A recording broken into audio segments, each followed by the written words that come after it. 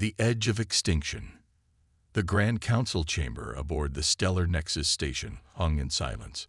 7 species, representing the most advanced civilizations in the known galaxy, sat around the crystalline table that reflected the distant stars visible through the massive viewport. They had once been proud, powerful beings who commanded technologies that could reshape planets and harness the power of suns. Now, they looked defeated. Supreme Admiral Kelforan of the Araxian Dominion, a being of blue-scaled elegance whose species had sailed the void for 10,000 years, raised his 4 arms in a gesture of resignation. "The Masorian colony has fallen," he announced, his voice echoing in the chamber. "That makes 17 major systems in the past 60 cycles. The defense grid held for only 6 hours before the Void Dominion breached it." High Counselor Zinlara of the Etherian Collective, her luminescent form dimming with distress, asked the question they all feared to answer. "How many survivors?" "None," replied the Admiral. "As with all previous attacks, they left no one alive. 8 billion sentients. Gone." The counselors exchanged glances of despair. The Void Dominion had appeared from the Galactic Rim 2 years earlier, bringing with them technologies that defied understanding and weapons that rendered the Galactic Alliance's defenses obsolete. Their dark, crystalline ships absorbed energy weapons, their armor withstood kinetic impacts, and their strange gravity manipulation devices tore Alliance fleets apart without ever engaging directly. "Our scientists estimate we have perhaps 16 months before the Void Dominion reaches the core systems," said Technarch Virazon, the Corellian representative whose race had once been considered the galaxy's premier engineers.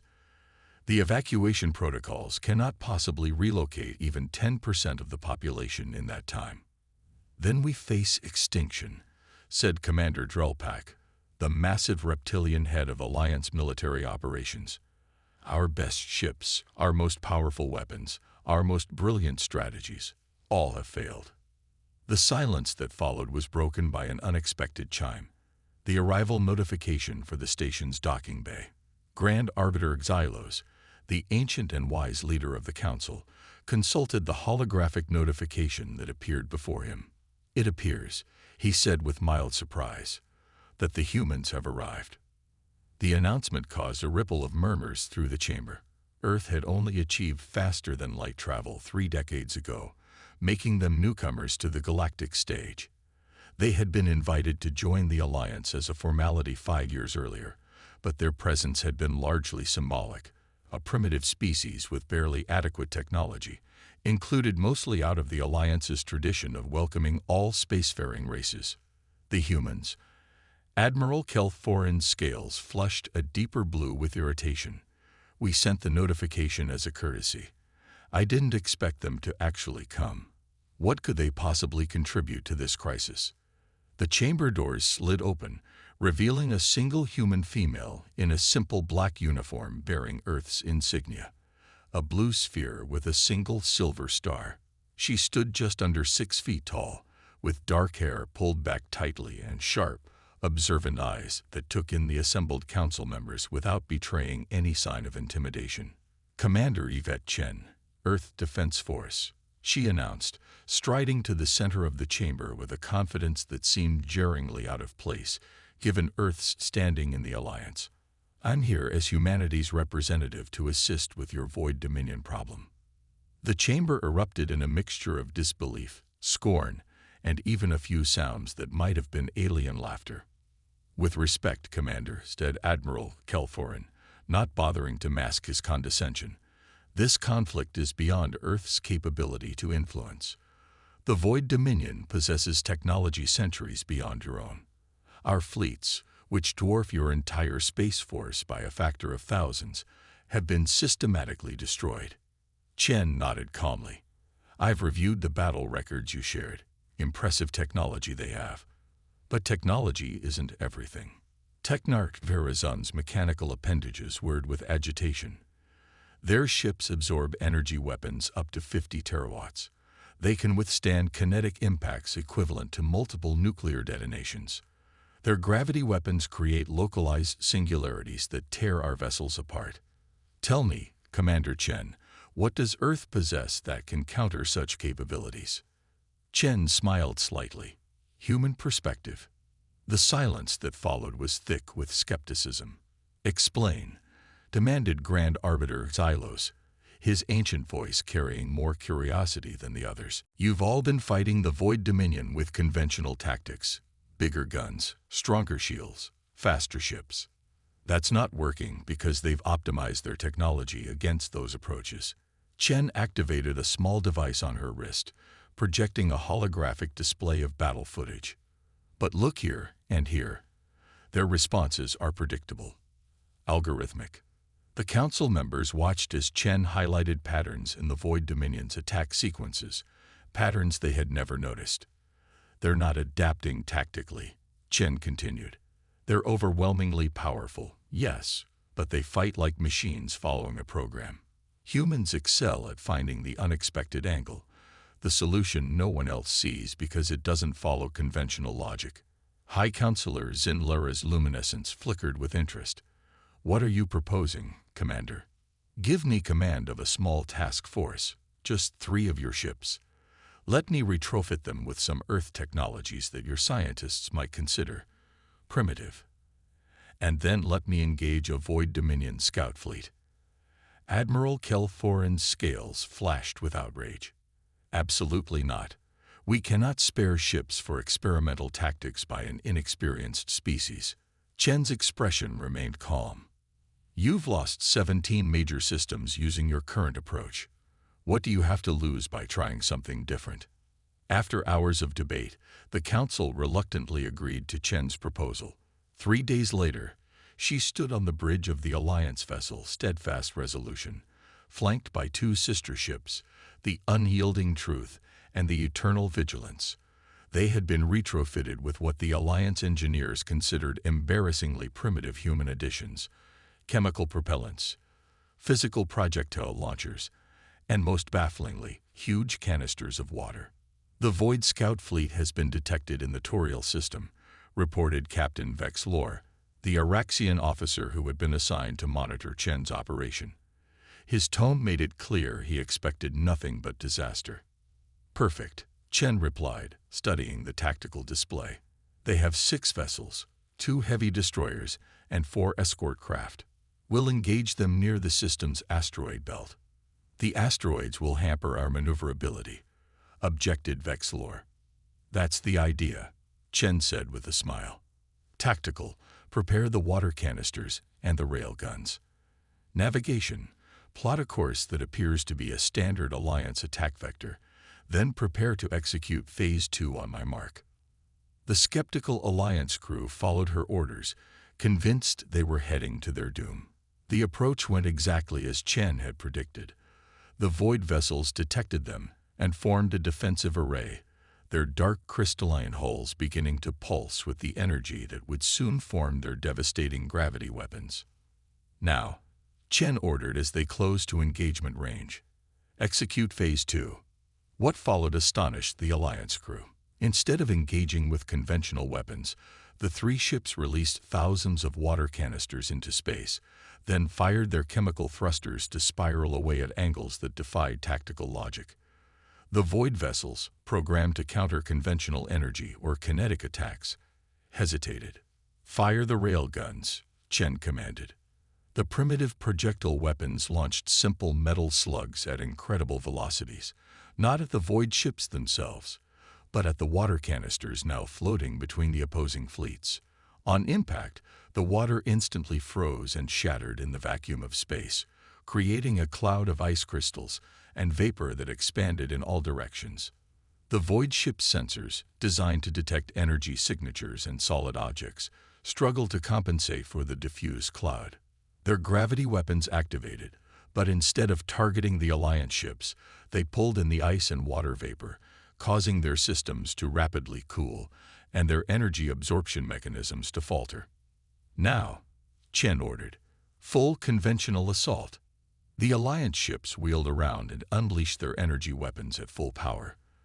The Void vessels, their systems compromised by the rapid temperature change and sensor confusion, couldn't adapt quickly enough. 2 escort craft shattered instantly, their crystalline structures breaking apart. The others attempted to retreat, but Chen had anticipated this. "Release the autonomous interceptors," she commanded. Small, unmanned craft, another primitive human addition, launched from the Alliance vessels. Unlike the sophisticated Alliance drones that relied on complex AI and energy weapons, these carried simple explosive payloads and used basic heat-seeking guidance systems. The remaining Void vessels, trying to divert power to their engines, presented perfect thermal targets. The interceptors slammed into their hulls, detonating with sufficient force to crack their weakened structures. Within minutes, the entire Void Scout fleet had been neutralized, the first clear victory the Alliance had achieved since the war began. As they returned to the stellar nexus, Commander Chen stood before a stunned council. "How?" demanded Admiral Kelforan, his scales now a pale blue of astonishment.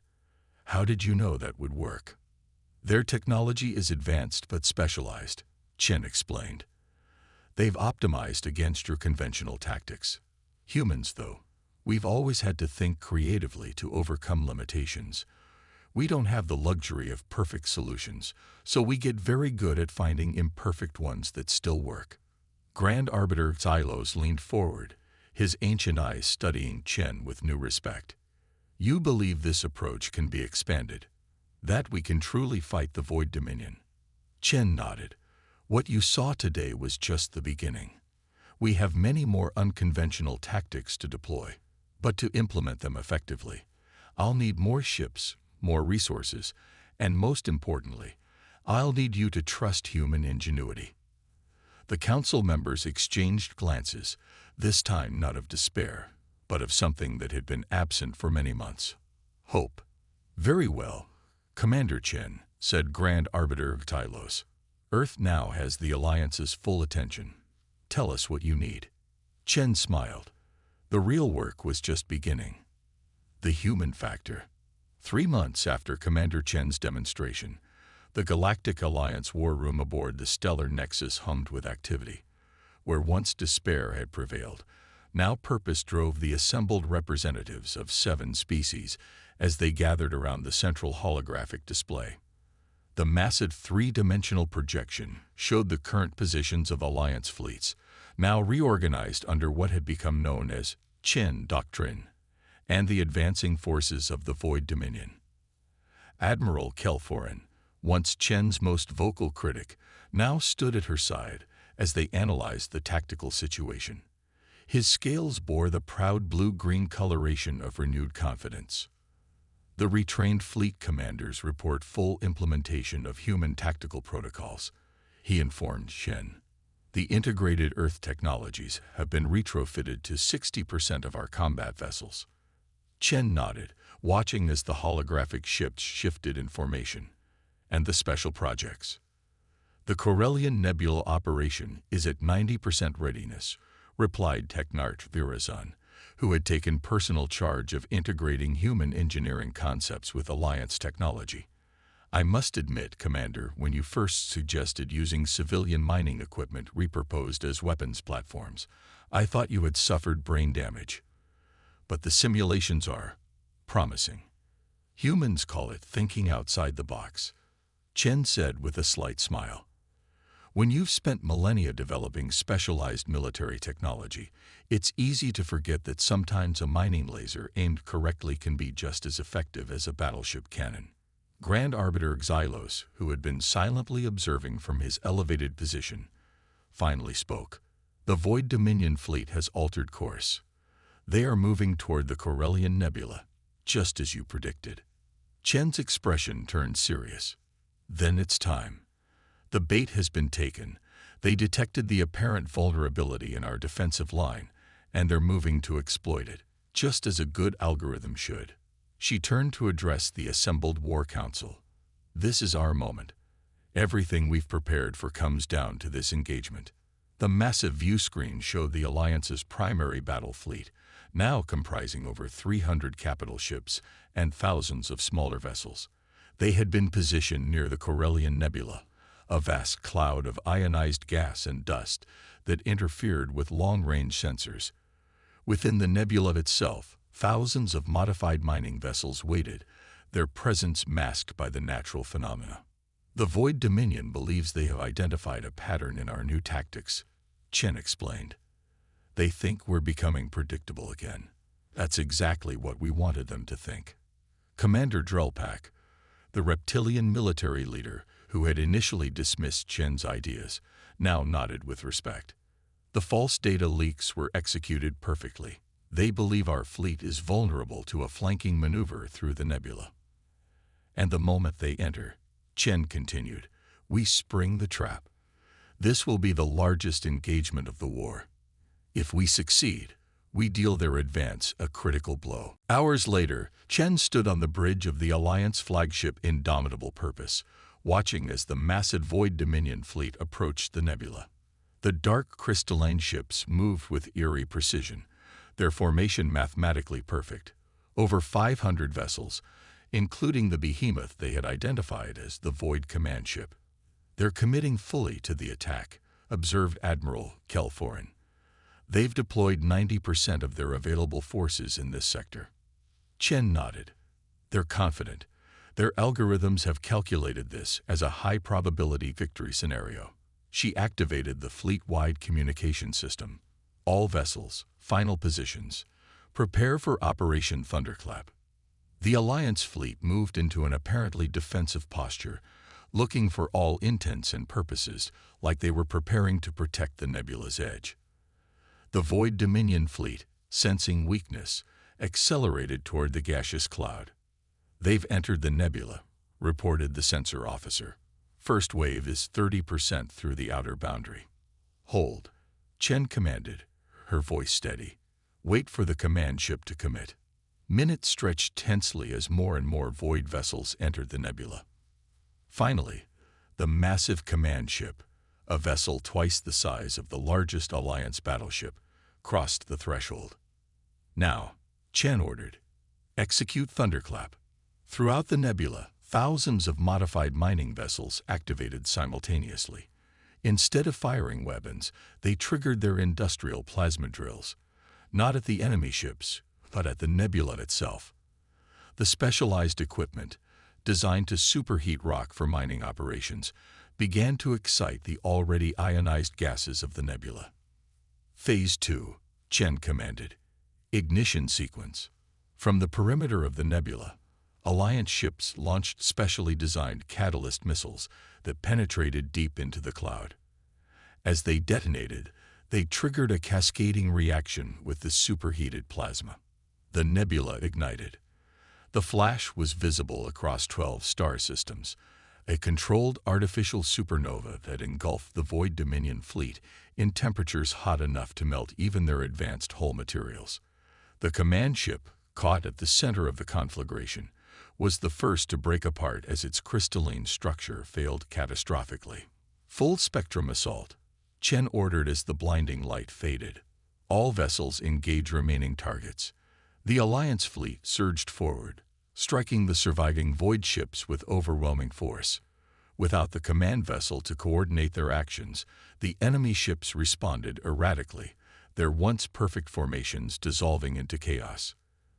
They're retreating, announced Admiral Kelforin, unable to keep the disbelief from his voice. By the eternal stars, they're actually retreating. The bridge erupted in cheers as the tactical display confirmed what had seemed impossible just months earlier, a decisive victory against the Void Dominion. Nearly 80% of the enemy fleet had been destroyed or disabled, and the remainder were in disorganized retreat. Hours later, as the Alliance fleet secured the battlefield and began recovery operations, Chen found herself summoned to a private meeting with Grand Arbiter Xylos. The ancient leader awaited her in his meditation chamber, surrounded by artifacts from countless civilizations. Commander Chen, he greeted her, his eyes reflecting the wisdom of millennia. You have given the Alliance something we had lost, hope. But more importantly, you have made us question our fundamental assumptions. Chen inclined her head respectfully. Sometimes the greatest advantage comes from a fresh perspective. Indeed. Phylos gestured to a chair, inviting her to sit. Our analysis of the captured void vessels has revealed something remarkable. Their technology is not, as we believed, centuries beyond our own. Rather, it evolved along completely different lines. They perfected specific applications to an extraordinary degree, but at the cost of adaptability. Specialization versus generalization. Chen nodded. Humans have always been generalists. We're not the best at anything, but we're pretty good at almost everything. More than that, Xylos continued, your species possesses something rare in the galaxy, genuine creativity. The ability to make intuitive leaps that defy logical progression. He studied her with newfound curiosity. Most species evolve either toward perfect logic or perfect instinct. Humans exist in an unstable balance between the two, capable of rigorous analysis, yet equally capable of irrational inspiration. We call it imagination, Chen said simply. Whatever its name, it is precisely what was needed to counter the Void Dominion.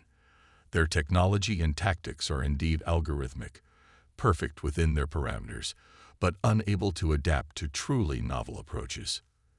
Xylos leaned forward. The war is not over, Commander. The Void will regroup, analyze, adapt as best they can.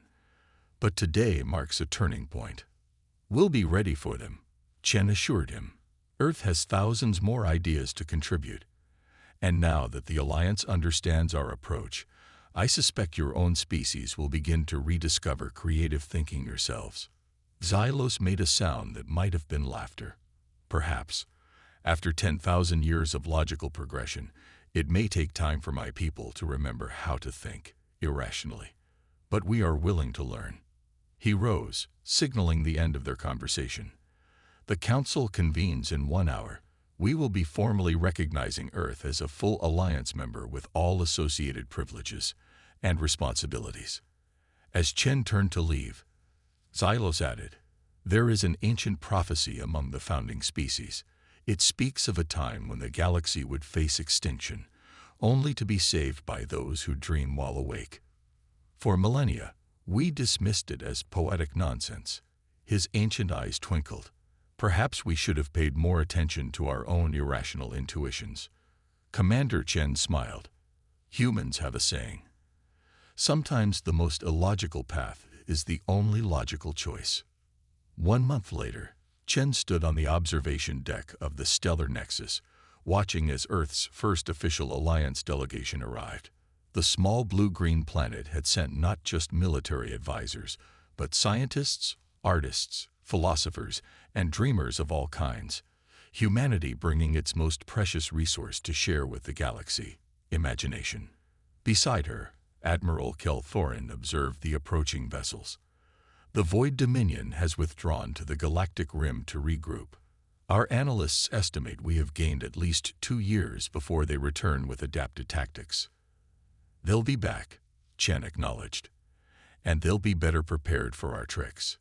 But so will we, the Admiral replied, his scales glowing with the blue of confidence.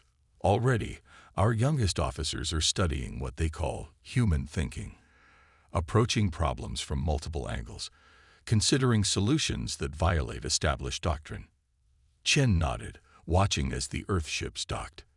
The Void Dominion has one critical weakness that we'll always exploit. They can only optimize against what they've already seen.